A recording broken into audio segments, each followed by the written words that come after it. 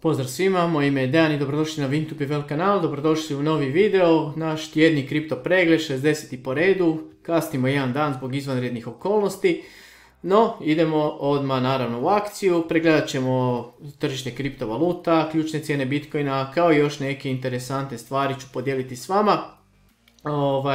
Naravno tržište kriptovaluta uvijek sprema izazove i cijene često budu one koje najmanje očekujemo, zato moramo biti spremni, bez straha, bez panike, ali isto tako prevelike euforije, jer prejake emocije nas mogu koštati jako puno. Pa, ako vam se sve to sviđa, stisnite like, pretplatite se na kanal i naravno kliknite na zvonce da ne propustite novosti sa kanala. I prije nego krenemo, molim vas da obratite pozornost na ovaj slajd i ukoliko se slažete s navedenim, idemo odmah u akciju. Kao i obično krećemo sa sajtom coingecko.com, kratki pregled, čisto da vidimo gdje smo, što smo. Bitcoin nešto iznad $58.000, Ethereum jedva 4.000, naravno da je neko pričao o ovim cijenama prije godinu dana, mnogi bi rekli možda da je lud, ali vidite kako se situacija mijenja, ili pogotovo prije godinu i pol. Pogotovo pogledajte recimo, znači ne znam, da ne pričamo o Solani, Polkadotu i Dogecoinu, jel, sigurno mnogi nisu očekivali niti da će vidjeti recimo Shiba Inu tako visoko. Sad, ono što je interesantno, neki coini su ipak pokazali snagu, kao što vidite, često su tu gamerski ili metaverse coini, ali znači tu ima i platformi poput Wavesa, poput Crypto.com-a, vrlo interesantno. Sad, da li je situacija loša? Definitivno ne. Znači, moje osobno mišljenje je da smo mi još uvijek na dobrom putu, da je sve pod kontrolom, još uvijek pazite, to je znači 2,6 bilijuna je tržište kriptovaluta. To je još uvijek veliko. I znači svaki put sve korekcije su jako dobre, korisne, mogu samo produžiti naš bull market. Mnogi govore da će završiti krajem ove godine i početkom iduće, znači prvi mjesec, no upravo ovakve češće, nazovimo korekcije, ga mogu u principu i produžiti. Da li će to biti tako, da li će nas sad dočekati za nekoliko dana nagli skokovi, vidjet ćemo, moramo biti jednostavno spremni na sve i zato ćemo obratiti pozornost, recimo čisto da vidite jednu paralelu.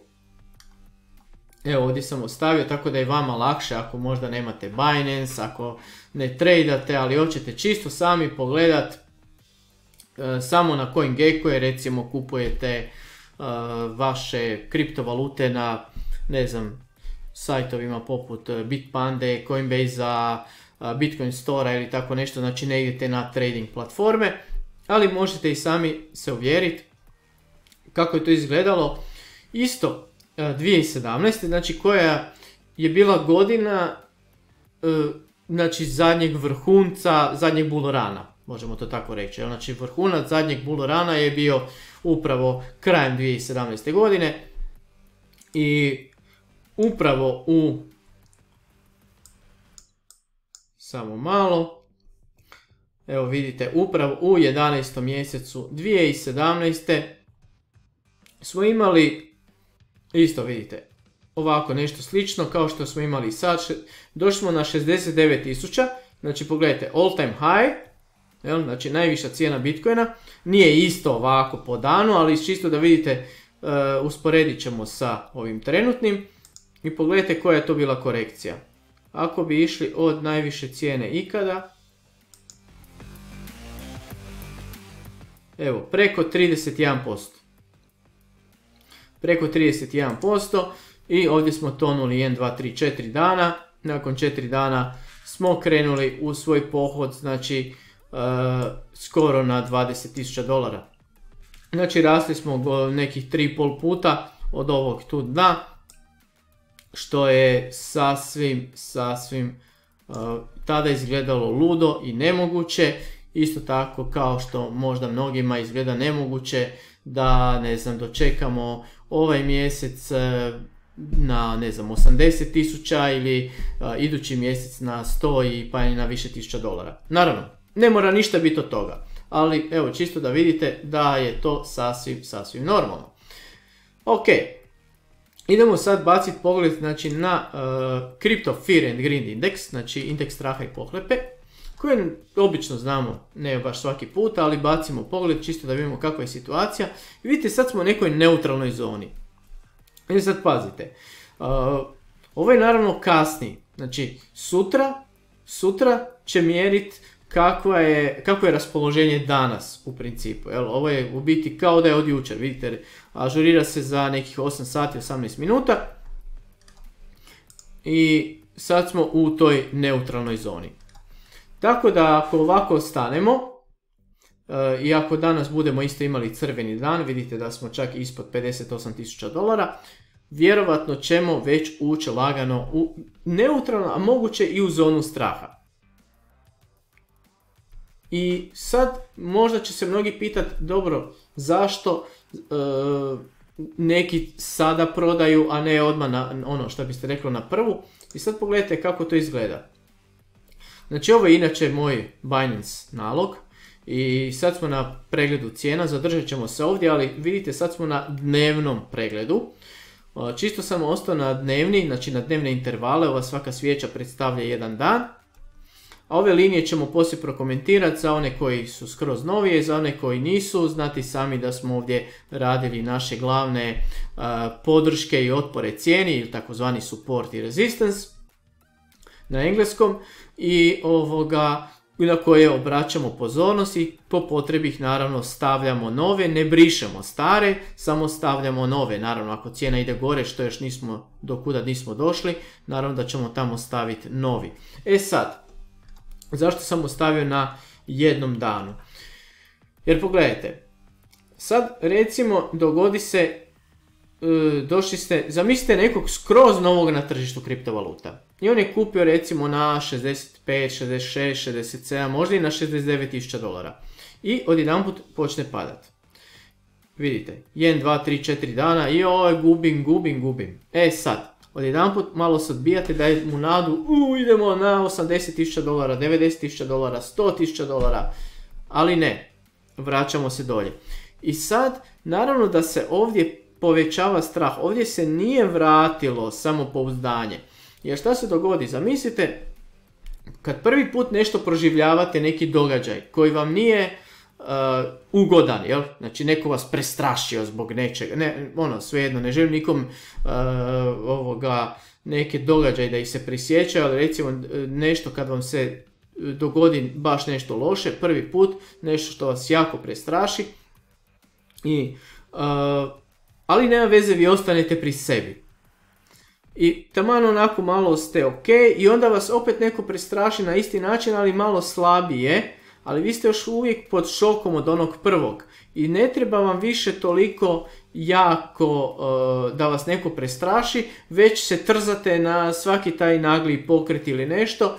Tako je i u biti na tržištu kriptovaluta. I vidite, što duže mi cijedimo, znači makar to ne mora biti naglo, to su ljudi u većem strahu i polako izlaze iz tržišta. Onako, recimo, laičkim rječnikom. Sada, idemo mi pogledati naše ključne cijene. Kao što vidite, sad smo otišli na ovaj tjedni prikaz, tjedne intervale, znači ova svaka svijeća sad predstavlja tjedan.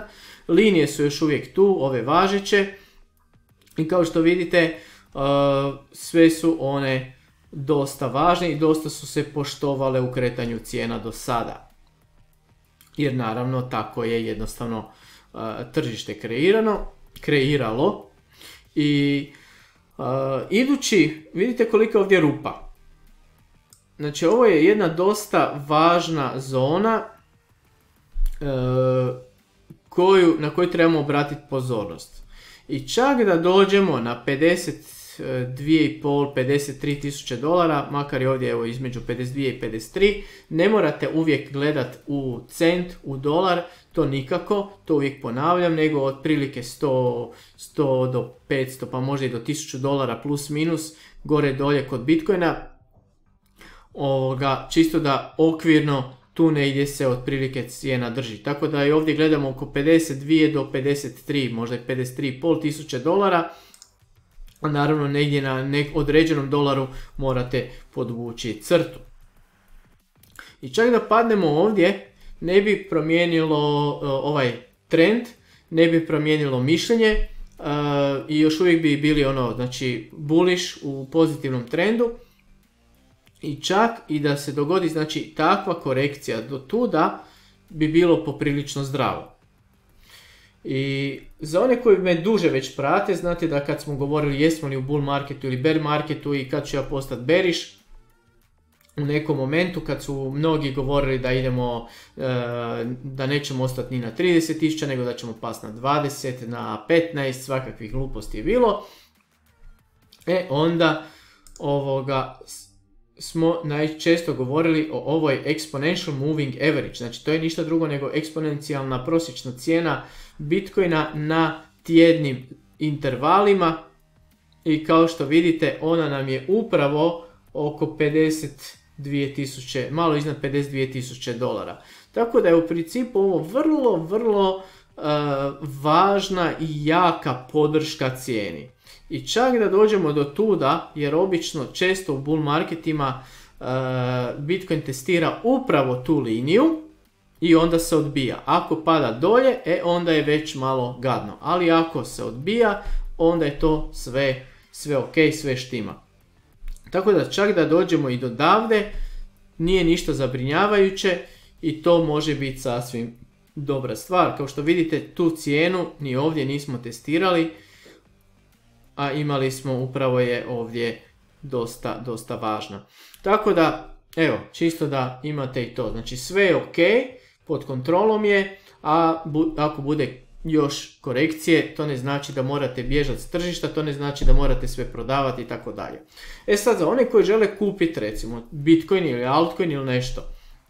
I sad ako vi mislite da neće, znači nema veze ako mi padnemo malo ispod, to ne znači da ćemo doći skroz do davde. Bitno je na kojoj cijeni mi zaključimo. Znači da li ćemo zaključiti tjedan iznad ovoga ili recimo barem dan. Ako dan zaključimo ispod ove, velika je vjerojatnost da ćemo otići još niže.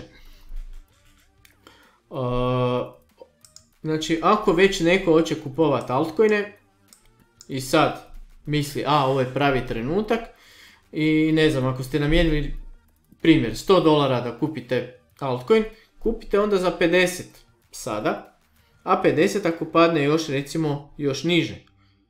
Nema veze, i ako Bitcoin padne niže, znači vaš altcoin će definitivno pasti isto niže, tako da ćete vi opet imati neku prosječnu cijenu, nego da sad kupite odjednom za cijeli vaš budžet taj altcoin koji ste htjeli, rađe si tako uprosječite vrijednost. Šta ako se dogodi da ne padne na tu? Nema veze.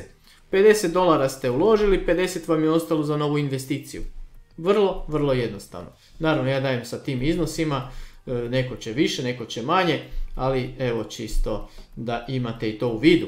Ok, kako se video ne bi previše odužio, idemo još na par zanimljivosti. Evo ovako obično reagiramo mi, odemo na $6.000 prvi put i onda se veselimo, a padnemo na 60 jer smo bili na 69 i onda ne valja, grizemo se i tako dalje.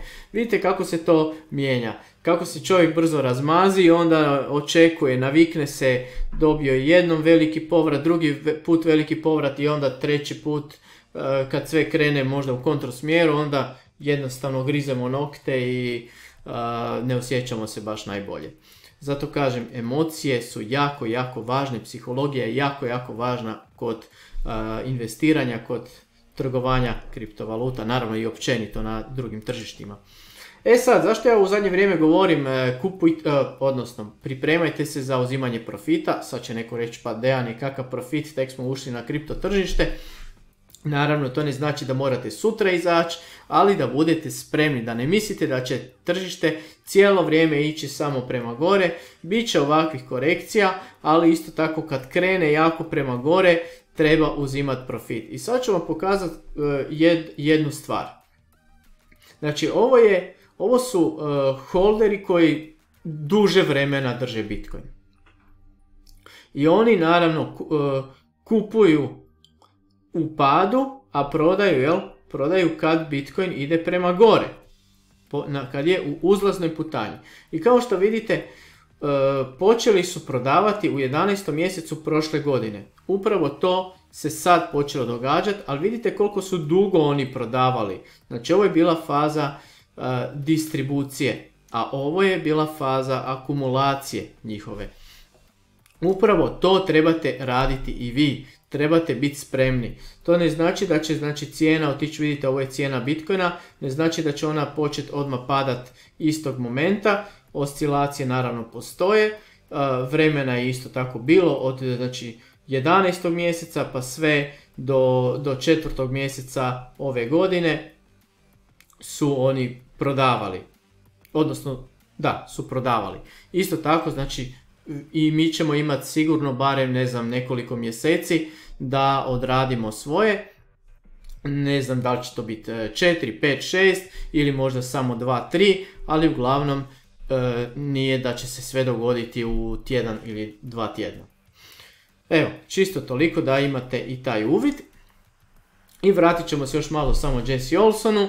Sjećate se onog njegovog, pokazat ću vam sad njegov grafikon gdje smo se nadali, znači gdje je super pogađao, ali nije uspio pogoditi da ćemo 12.11. doći na 85-6 tisuća dolara. Ovdje je napravio jedan vrlo interesantan, znači 22.11.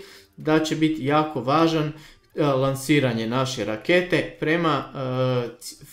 prema znači kopirao je cijenu od 2013. godine Bitcoina, kako se ona kretala.